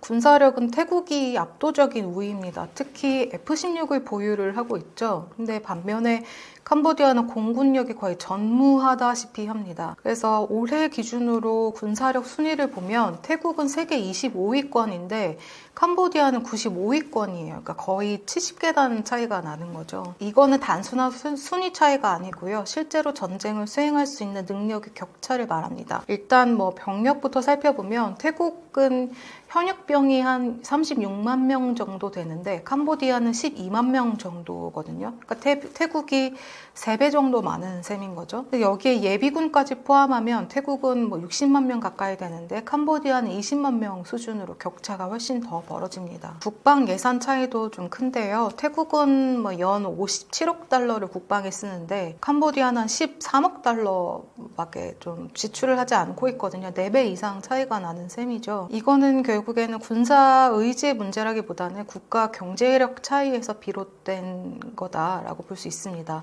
태국의 국내 총생산이 캄보디아 10배가 넘고요. 그래서 이런 군사력 차이가 빚어질 수밖에 없다. 공군력은 좀 비교 자체가 어려운 수준이에요. 태국 공군은 4만 6천 병력의 전투기만 110대 이상입니다. 미국제 F-16, 스웨덴제 그리펜, F-5 전투기 이런 것들을 운용을 하고 있고 조기 경보 통제 능력도 있거든요. 이번에도 태국이 전투기를 실전 투입해서 캄보디아 군사 거점을 공습한 것만 봐도 얼마나 그 캄보디아에 비해 공군력이 우위에 있는지를 알 수가 있습니다. 반면에 캄보디아 공군은 병력이 1,500명 수준밖에 안 돼요. 전투기는 한 대도 없습니다. 수송기, 헬기가 전력의 대부분이기 때문에 제공권을 상실한 상태라서 사실상 대응이 조금 어렵다. 이렇게 볼 수가 있습니다. 그 국제 군사 분석 기관들의 분석을 좀 살펴봐도 태국 공군은 좀 동남아에서 가장 잘 훈련된 장비가 잘 갖춰진 전력 중에 하나로 평가가 되고 있고요. 지상 전력에서도 태국이 좀 앞섭니다. 태국 육군이 24만 5천 명 규모의 전차 400대, 장갑차 1200대, 포병 2600문을 보유하고 있고 현대적인 전차 전력을 갖추고 있다. 근데 여기에 이제 태국은 미국 유럽 무기뿐만 아니라 우리나라 한국산 무기 체계도 운용을 하고 있거든요. 그래서 전력을 굉장히 다변화하고 있다는 점을 좀 특징적으로 꼽을 수가 있습니다. 반면에 캄보디아 육군은 한 7만 5천 명 정도 규모밖에 안 되거든요. 전차도 200대 정도밖에 없습니다. 그런데 이 전차들도 또 대부분이 냉전 시절에 제작된 구형이라서 성능 그리고 생존성에서 좀 한계가 뚜렷하고요. 전반적으로 좀 태국군에 비해서 캄보디아군은 열세다 이렇게 평가할 수 있겠습니다. 대신에 캄보디아가 의지하고 있는 게 하나 있는데 그게 다연장 로켓포거든요. 이번에도 캄보디아가 국경에서 태국 쪽으로 다연장 로켓포들을 쏘는 모습을 쉽게 볼 수가 있어요. 그러니까 수량 면에서 일단 태국보다 앞서 있고 특히 그 중국제 장거리 로켓을 통해서 기반 시설을 좀 위협할 수가 있는 상황입니다. 중국은 10년 동안 캄보디아 군사 현대화를 지원을 해왔기 때문에 제한적이나마 캄보디아가 좀 비대칭적이지만 전력을 구축을 할 수 있었다. 결국에는 이 군사력 차이를 얘기할 때 구도는 분명합니다. 태국은 미국과의 오랜 군사협력 그리고 미국, 유럽, 한국 무기를 혼합한 정규군 그런 체계를 갖춘 국가인 반면에 캄보디아는 중국의 지원을 바탕으로 좀 비대칭 전력에 의존하는 구조다 이렇게 볼 수 있고요. 특히 태국이 그 한국산 KGGB 정밀 유도폭탄을 좀 보유를 하고 있어요. 이걸 사용하는 모습들이 간간히 포착이 되고 있거든요. 그래서 이번 분쟁이 좀 단순히 국경 충돌을 넘어서서 미중의 대리전 성격을 띈다는 분석도 나오고 있고요. 또 한국 방산 시장에서는 이제 캄보디아의 다연장 로켓포 사용에 맞서서 태국이 이것을 탐지하는 그런 LIG 넥스원의 대포병 레이더 같은 것들을 좀 추가로 구매할 수 있다. 이거는 K방산의 기회 요소다. 이렇게 평가하는 분들도 있습니다. 캄보디아가 중국의 지원을 등에 업고 있다는 분석이 나오는데 중국이 배후에 있다고 판단하는 핵심 근거는 무엇이라고 보시나요? 태국하고 분쟁 직전에 중국이 캄보디아에 대규모로 무기를 공급한 정황이 있어요. 그 뉴욕타임스 보도를 보면 태국 정보당국이 문서 작성학을 좀 이슈해서 보도를 했는데요.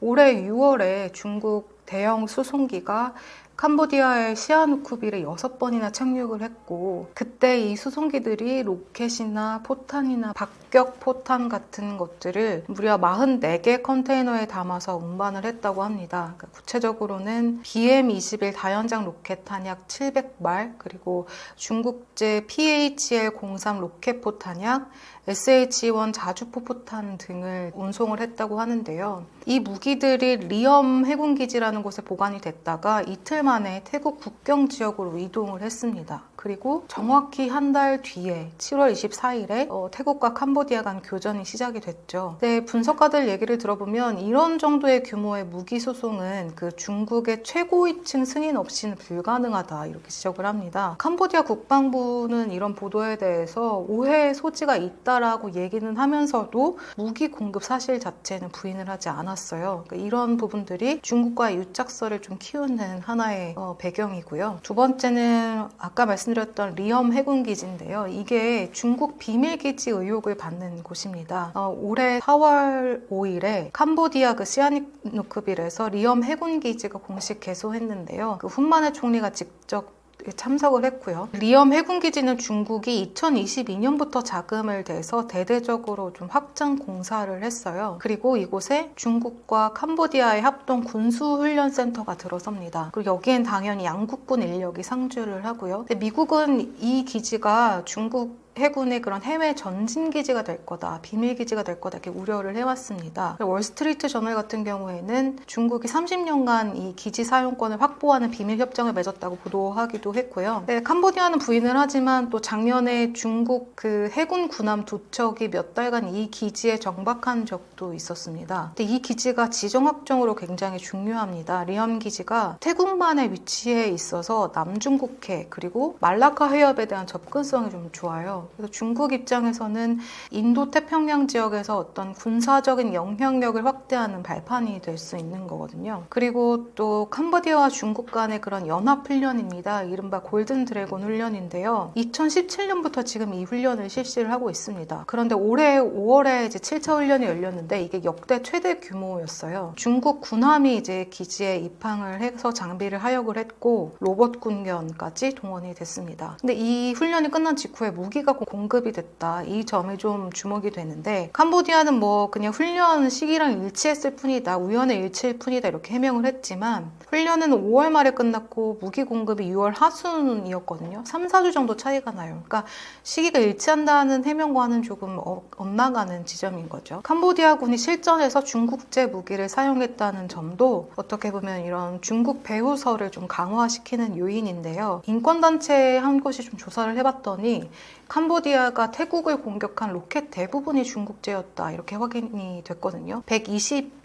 H-40 포탄 같은 그런 중국산 탄약이 전장에서 확인이 됐고요. 그리고 14일에는 태국군이 캄보디아군이 남기고 간 대전차 미사일을 노획을 했는데 그게 GAM-102LR이라는 미사일인데 이게 중국제 5세대 유도 미사일이에요. 네, 태국군은 이제 이 미사일이 언제 캄보디아에 전달이 됐는가 확인 중이기는 한데 언제 확인이 됐는지 아직 정확하게 확인은 되지 않고 있습니다. 종합하면 중국의 역할이 조금 이중적이라고 볼 수가 있어요. 한쪽에서는 무기를 공급을 하면서 다른 한쪽에서는 휴전을 중재하고 있거든요. 사실 중국은 태국을 적대시할 이유는 없어요. 태국의 그런 역사적인 과거를 들여다봐도 중국과의 굉장히 밀접한 관계이기 때문에 근데 다만 이제 어떻게 보면 중국 입장에서는 캄보디아가 일종의 고객인 거죠.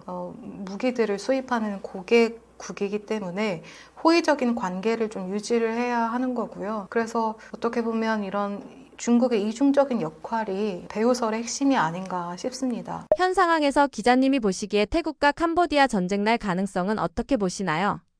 일단은 먼저 명확히 해야 될 게 있는데요. 양국 모두 아직 공식적으로 전쟁을 선포하지는 않았습니다. 태국은 일단 그냥 계엄령만 좀 선포한 상태고요. 국제법상으로 선전포고 없이 이런 무력 충돌이 계속되는 어떤 비선언 전쟁이다 이렇게 볼 수가 있겠습니다. 그런데 이게 전면전으로 공식 전쟁으로 확대가 되겠느냐? 일단은 양국 모두 전면전을 원하지는 않는다. 이게 전문가들의 분석이거든요. 아까 말씀드렸다시피 태국은 좀 압도적으로 군사 우위를 점하고 있고 캄보디아는 외교적인 수단을 통해서 피해자 이미지를 좀 구축을 하고 있습니다. 각자 다른 방식으로 목표를 추구를 하고 있다는 건데요. 물론 뭐 확전 위험이 아예 없는 건 아닙니다. 분명히 존재는 합니다. 우선 그 태국의 국내 정치 상황인데 아누틴 총리가 12월 12일에 의회를 해산을 하고 2월 8일에 조기 총선을 앞두고 있어요. 태국 정부가 선거 전에 어떤 강경한 노선이 정치적으로 유리하다 이렇게 판단을 하면 이번 분쟁이 뭐 확전까지는 아니더라도 2026년 초까지 지속될 위험이 있는 거고요. 민족주의 정서가 과열된 점도 사실은 좀 우려스러운 지점입니다. 그 양국 모두 교과서에서 이 영토 분쟁을 가르치고 있고 또 온라인상에서는 각종 이제 논쟁이 벌어지고 있는 상황이에요. 갈등 관리의 부재라고 평가를 할 수가 있는데 이런 부분들이 조금 확전을 키우는 요인이다 평가할 수 있겠습니다. 이뿐만이 아니라 군부대 간의 어떤 우발적인 충돌 가능성도 당연히 존재를 합니다. 분쟁 지역에 군대가 밀집해 있기 때문에 과거처럼 어떤 일상적인 그런 순찰도 도발로 오인이 될 수가 있고 모호한 움직임이 좀 있다고 하면 이게 빠르게 무력 대응으로 이어질 수 있는 거기 때문에요. 여러 가지 좀 확전 요인은 있다. 확전 가능성은 존재한다. 이렇게 분석할 수 있고요. 근데 다만 확전을 억제하는 요인도 존재합니다. 일단 경제적인 비용 문제인데요. 태국이 캄보디아를 상대로 한 수출이 10월에 전년 대비 67% 정도가 급감했어요. 캄보디아 이주 노동자들도 이제 태국 땅을 떠나는 현실인데 이렇게 되면 사실은 노동시장에 좀 타격이 불가피한 거죠. 그리고 이런 분쟁의 반복 때문에 캄보디아도 관광 산업이 좀 직격탄을 맞고 있습니다. 앙코르와트 방문객 같은 경우에는 5월 이후에 20% 이상이 줄었다고 하거든요. 그러니까 분쟁이 길어질수록 양국 모두에게 불리한 상황인 거죠. 다른 하나는 이제 국제사회의 압박도 어떤 억제 요인인데요. 중국은 물론이고 미국도 아세안도 다 분쟁 확대를 원하지는 않습니다.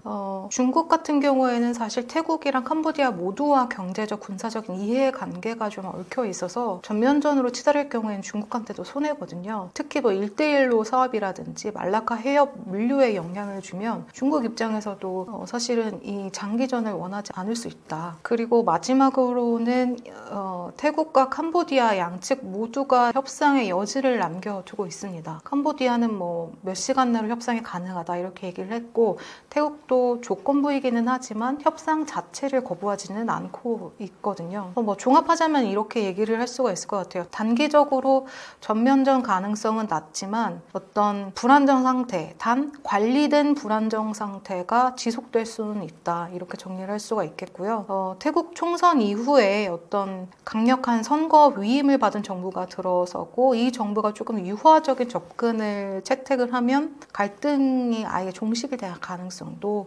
상당합니다. 최근 러시아 내부와 유럽에서 전쟁이 끝나도 더 큰 혼란이 온다는 말이 나옵니다. 이런 불안이 커지는 핵심 요소는 무엇이라고 보시나요?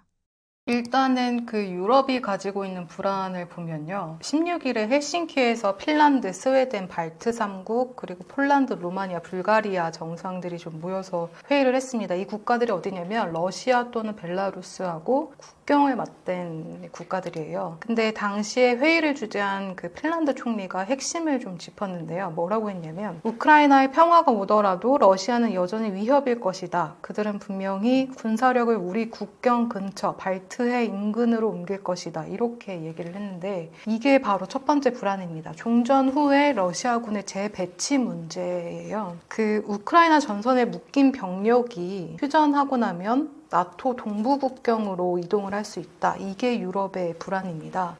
두 번째 불안은 러시아의 재무장 속도인데요. 그 나토 사무총장이 공개한 바에 따르면 러시아가 2025년에만 전차 1,500대, 이스칸데르 미사일 200기를 생산을 했다고 합니다. 그 나토 전체가 1년에 걸려서 만드는 탄약을 러시아가 3개월 만에 찍어내는 거거든요. 이 사무총장이 얘기하기를 5년 안에 러시아가 나토를 공격할 수 있는 능력을 갖출 수 있다 이렇게 경고를 했습니다. 또 세 번째 불안은 미국이 좀 관여를 축소할 것이다. 이게 또 다른 불안인데요. 유럽은 이렇게 얘기를 해요. 미국이 다른 안보 관심사가 많아서 유럽 방위 참여를 줄일 것이다 라고 얘기를 하는데 이게 사실은 이미 예견된 불안이기는 하죠. 그래서 동유럽 국가들도 GDP의 5% 이상을 국방비로 편성을 하면서 독자적인 방위력 구축에 나서고 있는데요. 근데 이런 것들이 좀 유럽의 불안을 고조시키는 요소라고 정리를 할 수가 있겠고요. 휴전 이후에 대해, 그러니까 종전 이후에 대해서 러시아 내부에서 나오는 그런 불안들을 좀 살펴보자면 일단은 전시경제 함정이 주된 불안입니다. 2025년에 러시아의 국방 안보 지출이 GDP의 무려 8%, 연방 예산의 40%를 차지해요. 이거는 전쟁이 경제 성장의 주 동력이 됐다는 거거든요. 근데 전쟁이 끝나면 방산업 규모가 일정 부분 축소가 될 거고 그로 인해서 구조조정 또 대규모 실업이 한꺼번에 터질 수가 있는 겁니다. 푸틴 입장에서는 전쟁을 멈추는 게 오히려 더 위험한 상황인 거죠. 러시아의 경제 위기 징후도 좀 나타나고 있어요. 지금 러시아의 체감 인플레가 16에서 20% 정도 수준이라고 해요. 기준 금리를 21%까지 올렸는데 정부의 군사비 지출이 금리 정책을 무력화시키는 수준이거든요. 그러니까 민간은 대출도 못 받는데 방사는 보조금으로 팽창하는 이중 경제가 형성이 된 상황이고요. 그래서 러시아 경제학자들은 이미 스태그플레이션을 예측하고 있습니다. 또 하나 사실 굉장히 좀 중요한 문제가 참전용사 문제거든요. 지금 한 70만 명 정도가 우크라이나에서 복무 중, 전쟁 중인데 이게 전쟁이 끝나면 이 참전용사들이 일시에 민간 사회로 돌아옵니다. 근데 이 참전용사들의 사회 복귀를 놓고 크렘린궁 내부에서도 푸틴조차도 사회 질서에 대한 위험으로 인식을 하고 있어요. 귀환하는 참전용사의 한 10%에서 15% 정도가 범죄에 연루될 가능성이 있다 이런 분석이 나오고 있거든요. 예를 들어서 들어서 과거 사례를 살펴보면 1990년대에 아프간 참전 용사들이 조직 범죄를 좀 부추겼다는 사례가 있습니다. 이런 것들이 러시아에서 반복될 수 있다는 우려가 나오고 있는 거죠. 그러니까 결론적으로 말하자면 유럽은 종전 후에 러시아의 위협이 사라지지 않는다. 단지 재편될 뿐이다 라고 우려를 하고 있는 거고, 그러니까 유럽은 전쟁이 끝난 뒤에도 러시아의 위협이 끝나지 않고 유럽을 향할 것이다 라고 우려를 하는 거고, 러시아 내부는 전쟁 경제 붕괴와 더불어서 참전 용사 때문에 어떤 사회적인 문제들이 표면화될 수 있다 이렇게 우려를 하는 거죠. 그러니까 이런 어떤 전쟁 지속 중의 불안정이 전쟁이 끝난 뒤에 또 다른 형태의 불안정으로 바뀔 것이라는 인식이 어떤 전쟁이 끝나도 더 큰 혼란이 온다라는 얘기의 본질이 아닐까 싶습니다. 러시아 우크라이나 전쟁이 장기화되면서 사실상 종전 협상은 어렵다는 분석이 많습니다. 협상이 막혀있는 가장 큰 이유는 무엇인가요? 이게 사실은 양보 없는 평행선이라서 그렇거든요. 17일에 푸틴 대통령이 뭐라고 국방부 회의에서 얘기했냐면 특별 군사작전의 목표는 반드시 달성할 것이다. 외교적으로 회복이 안 되면 군사적으로도 어떻게든 목표를 완수할 것이다. 이렇게 얘기를 합니다. 애초에 러시아가 전쟁 목표로 내세웠던 게 우크라이나의 탈라치화, 비무장화, 그리고 중립국화였거든요. 이 얘기는 뭐냐면 우크라이나 동부 돈바스에서 러시아계를 상대로 한 어떤 학살이 자행되고 있다. 이들을 구하겠다. 그러니까 돈바스 땅을 먹겠다는 거예요. 그리고 중립국화는 우크라이나의 나토 가입도 막고 그리고 외국군의 주둔도 막겠다는 거고요. 결국에는 한 채 양보도 할 수 없다는 입장을 되풀이한 셈이에요. 푸틴은. 크렘린궁 대변인도 마찬가지였습니다. 얼마 전에 유럽과 우크라이나가 다국적군 주둔에 대해서 좀 의견을 모았는데 크렘린궁 대변인이 뭐라고 말했냐면 불가하다. 우리의 입장은 변함이 없다라고 얘기를 했어요. 그러니까 어떤 나토 틀이 아닌 다른 방식, 나토의 모자를 벗고 의제 연합 형태로 유럽군이 들어오는 것도 러시아는 안 된다는 어떤 그런 반대 의사를 밝힌 거거든요. 뭐 비공식이기는 하지만 유럽의 군사 지원이라는 점에서는 의지의 연합군도 다를 바가 없으니까요. 결국에는 러시아의 입장은 개전 초기나 지금이나 변함이 없는 겁니다. 젤렌스키도 마찬가지입니다. 최근에 젤렌스키가 그 선거를 치를 수 있다, 또 나토 가입도 포기할 수 있다 이런 입장 변화를 보이기는 했는데요. 조건은 여전히 같습니다. 돈바스 땅 러시아에 못 내준다. 그리고 미국과 유럽이 우크라이나에 병력을 보내서 안전 보장을 해달라 이런 조건은 여전히 변함이 없거든요. 물론 뭐 우크라이나 입장은 이해가 갑니다. 돈바스 전체를 러시아에 내줄 경우에는 우크라이나 서부까지 진격할 수 있는 어떤 고속 침공로를 내주는 거기 때문에 안전 보장 없이는 허가할 수가 없는 상황인 거죠. 뭐 어떻게 보면 트럼프가 크리스마스 종전을 언급을 하면서 종전에 가까워진 것 같기도 해요. 근데 이 합의라는 게 90%까지 이루어졌는데 10%에서 합의를 못 본다. 그거는 사실 아주 핵심 쟁점에서 합의가 계속해서 이루어지지 않는다는 것을 의미하기도 하는 거거든요. 결국 어떤 평행선이 한동안 계속 유지될 가능성이 크다. 이렇게 볼 수가 있고요. 여기서 또 한 가지 또 살펴봐야 될 점은 푸틴이 젤렌스키 정권의 정당성을 계속 문제 삼고 있어요. 젤렌스키 임기가 이미 끝났기 때문에 종전 합의 문서에 서명할 자격이 안 된다는 거거든요. 근데 여기서도 선후에 대한 어떤 푸틴과 젤렌스키의 동상이몽이 좀 드러납니다.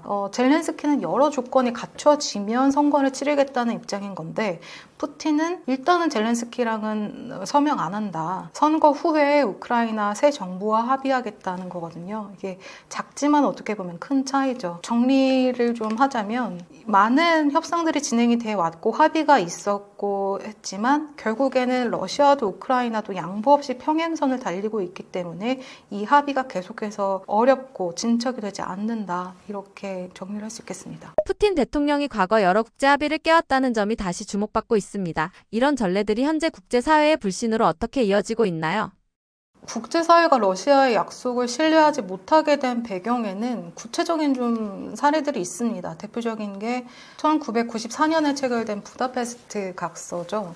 그 당시에 우크라이나는 소련 해체 후에 세계 3위 수준의 어떤 핵무기를 보유하고 있었는데 이걸 다 포기하는 대신에 미국, 영국, 러시아로부터 어떤 안전 보장을 받았습니다. 근데 문제는 러시아가 2014년에 크림반도 병합하죠. 그리고 2022년에 또 우크라이나를 침공을 합니다. 사실상 종이 조각이 돼버린 거예요. 그래서 물론 이제 과거의 핵무기 생산 기술이나 운용 능력 같은 게 다 러시아 쪽에 있었기 때문에 우크라이나가 핵무기를 갖고도 쓸 줄을 몰랐던 건 사실이에요. 당장에 포기를 해도 큰 문제는 아니었을 거예요. 근데 문제는 언젠가 핵무기 관련 기술력을 확보했을 때를 고려를 해서 만약에 우크라이나가 핵무기를 포기하지 않았다면 지금과 같은 상황이 전개가 됐을까 하는 과연 그런 의문이 좀 남습니다. 그리고 또 하나의 사례는 이제 2014년, 2015년의 민스크 협정인데요. 이게 우크라이나 동부에서 어떤 휴전, 정치적 해결을 목표로 했는데 합의 이후에도 교전은 계속 반복이 됐고요. 완전한 이행으로도 또 이어지지가 않았어요. 그래서 이 과정에서 국제사회는 어떤 교훈을 얻었느냐, 이게 문서상 합의가 실제 안보를 보장하지는 않는다, 이런 인식이 쌓였는데요. 이런 경험 때문에 어떤 새로운 협상이나 합의가 나올 때 내용보다는 먼저 이행 그리고 강제 장치를 묻고 있는 겁니다. 이게 또 우크라이나 입장에서는 굉장히 뼈아픈 경험이기 때문에 젤렌스키도 미국과 유럽의 안전 보장을 명문화해야 한다, 법적으로 보장해달라고 지속적으로 요구를 하고 있는 거죠. 일부 유럽 전문가들은 러시아가 우크라이나 이후 나토 국가까지 위협할 수 있다고 경고합니다. 이런 전망은 어디까지 현실적인 이야기로 보시나요?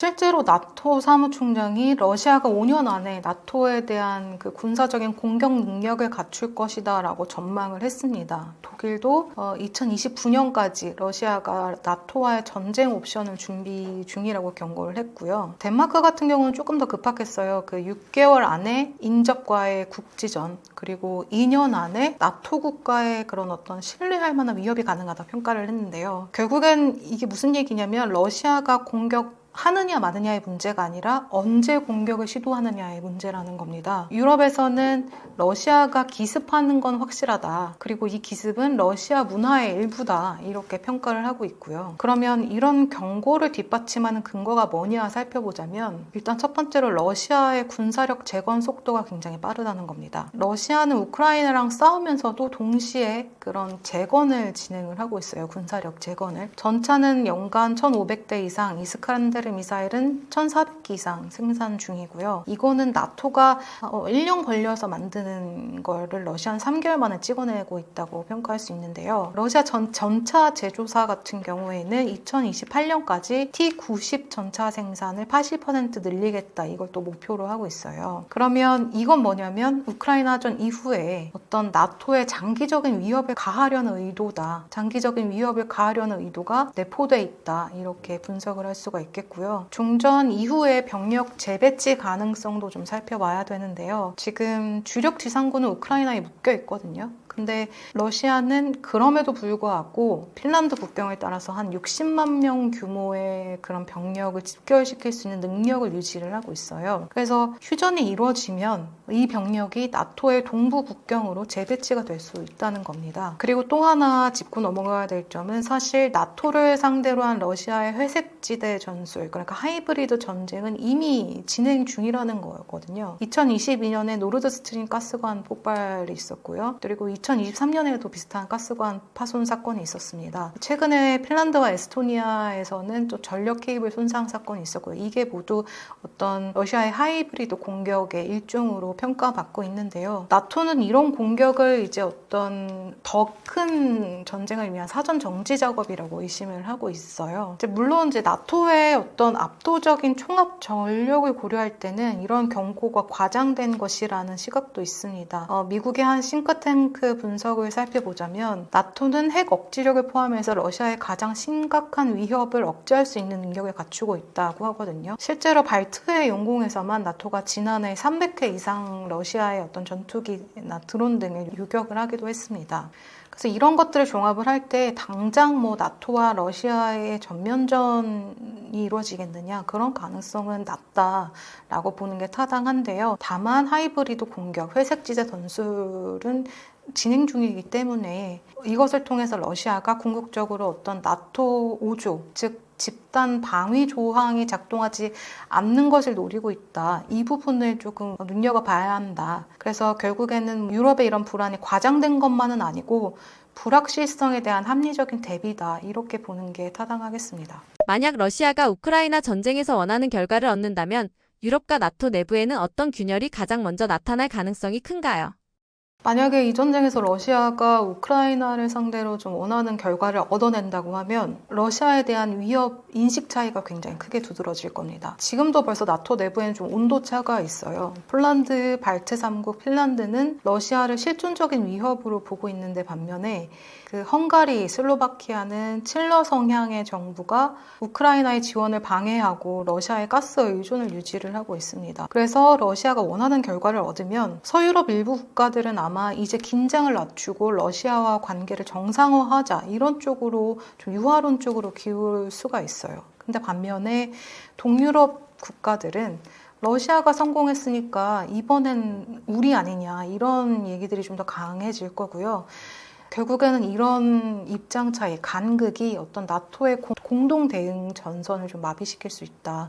이렇게 볼 수가 있겠습니다. 또 하나는 이제 미국과 유럽 간의 책임 분담 싸움인데요. 트럼프는 일관되게 주장을 합니다. 지리적으로 유럽이 가까우니까 너희들이 더 많이 부담해라, 너희들이 더 많이 책임져라 이렇게 요구를 하는데요. 살펴보면 러시아가 승리 후에 미국이 인도태평양 지역으로 좀 노선을 좀 확대 집중을 하게 되면 유럽은 1조 달러 규모의 연간 방위비 증액을 좀 스스로 감당을 해야 되는 상황이에요. 근데 이런 재정 부담을 둘러싸고 유럽 내부에서 갈등이 불거질 가능성이 크거든요. 동유럽은 서유럽이 더 내라. 서유럽은 우리 이미 어렵다. 이런 얘기들이 나올 가능성이 크고요. 그리고 또 한 가지는 러시아 자산 동결 그리고 제재 유지를 둘러싼 분열도 좀 상당할 거라는 점입니다.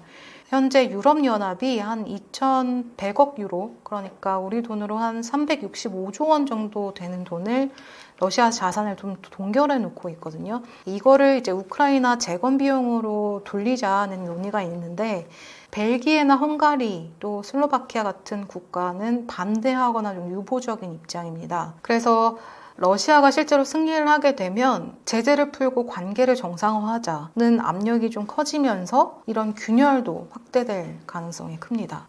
또 하나 좀 살펴봐야 될 건 전쟁이 끝나면 푸틴의 의도대로 끝나게 되면 나토 5조 그 집단 방위에 대한 신뢰성 문제도 대두가 당연히 될 거예요. 나토 회원국이 지켜주지 못한다는 어떤 불신이죠. 이게 어떻게 보면 푸틴의 또 하나의 목표라고 볼 수도 있는데요. 직접적인 군사 충돌 없이도 서방의 동맹을 좀 내부에서부터 무너뜨리는 게 현실화할 수 있다. 그래서 우크라이나 전쟁의 결과는 어떤 단순히 영토 문제가 아니라 전쟁 이후에 유럽 안보 질서 전체의 신뢰성에 걸린 문제라고 평가할 수 있겠습니다. 이 전쟁이 단순히 우크라이나 문제를 넘어 전후 국제 질서를 흔드는 전쟁으로 불리는 이유를 이해하기 쉽게 설명해 주세요.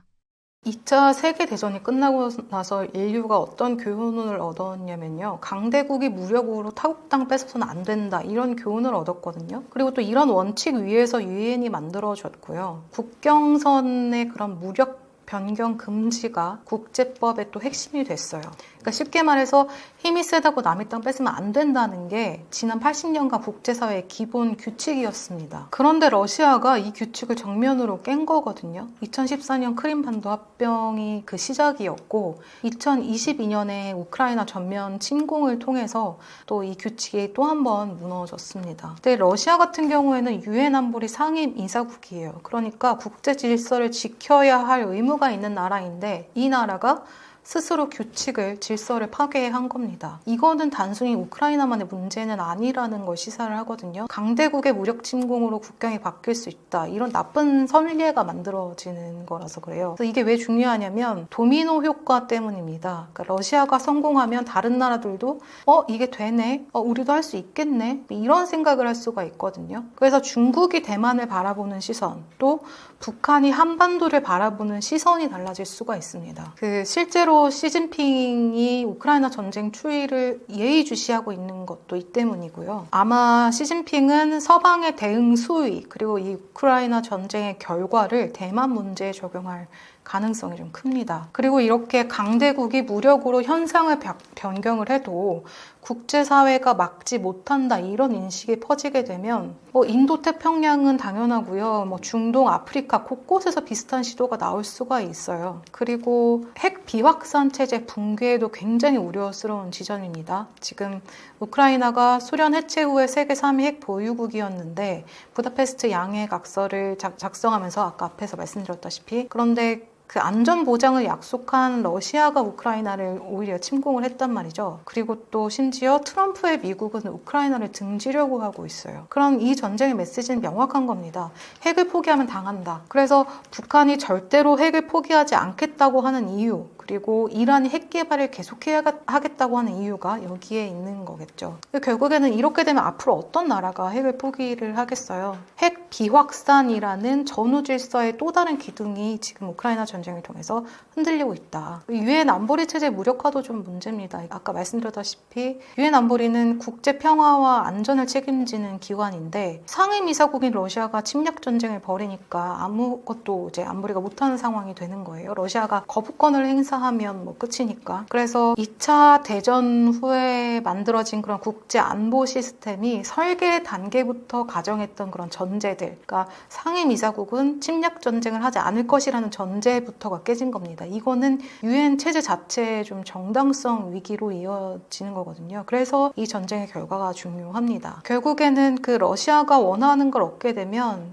국제사회에 발신하는 메시지는 이거예요. 국제사회의 규칙은 강자에게는 적용되지 않는다. 그리고 핵 보유국이 결심만 하면 국경 바꿀 수 있다. 국제법은 종이 쪼가리다. 이거거든요. 다행히 반대로 러시아가 목표 달성에 실패를 하면 무력에 의한 국경 변경은 대가가 크다라는 그런 메시지를 전달할 수가 있습니다. 이게 또 바로 향후 수십 년간의 어떤 또 다른 분쟁의 억지력으로 작용을 할 수가 있고요. 그래서 이제 많은 전문가들이 이 우크라이나 전쟁을 2차 대전 이후에 가장 중대한 전쟁이라고 부르는 이유이기도 합니다. 이게 앞으로 국제사회가 어떤 규칙으로 작동할 것인가가 결정되는 전쟁이거든요. 그리고 이게 결국에는 한반도에 사는 우리하고도 결코 남의 일이 아니다 이유예요. 그러니까 이번 전쟁을 통해서 사실 북한과 러시아는 혈맹 수준으로 발전을 했고요. 북한은 러시아 크루스크 파병 반대급부로 러시아로부터 각종 군사 기술을 이전받고 있어요. 이런 협력이 또 군사 분야를 넘어서서 사회 문화 등 전반으로 확산을 하고 있습니다. 그러면 결국엔 이게 무엇을 의미하느냐? 한반도 문제에서 푸틴이 캐스팅 보트가 된 겁니다. 이런 상황에서 규칙 기반의 질서가 무너지면 한반도도 북한의 어떤 비핵화 문제 같은 그런 태풍을 온몸으로 맞을 수밖에 없다, 이런 걸 시사합니다. 네, 서울신문 권윤희입니다. 사실 이런 국제 정세를 바라볼 때 안타까운 지점 중에 하나가 뭐냐면 댓글들이 이런 댓글이 굉장히 많아요. 우크라이나를 왜 지원해야 하느냐, 혹은 러시아를 지지해야 되는 거 아니냐. 그러니까 의견이 좀 분분한데요. 제가 드리고 싶은 말씀은 가장 중요한 건 국익의 관점에서 바라봐야 한다는 겁니다. 이게 물론 중립도 중요하지만요. 결국에는 국익이거든요. 그래서 어떤 국제 정세를 바라보실 때 조금 국익의 관점에서 냉정하게 바라봐 주셨으면 하는 바람입니다.